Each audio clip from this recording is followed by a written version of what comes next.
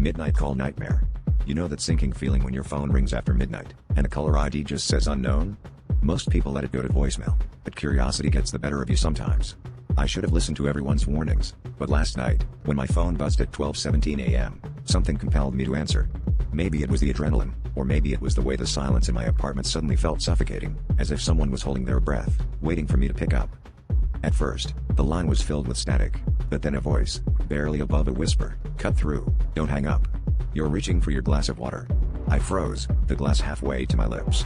"Now, you're looking at the window, wondering if this is a prank." My heart hammered in my chest. I forced a laugh, trying to convince myself it was a friend messing with me, but the voice continued, describing every tiny motion I made, tapping my foot, glancing at the clock, the way my hand trembled. The fear didn't hit all at once, it crept in, cold and deliberate, as I realized there were no cameras in my apartment and my curtains were drawn. I whispered, "Who are you?" The voice chuckled, the sound distorted and unnatural. "I'm closer than you think." Panic set in.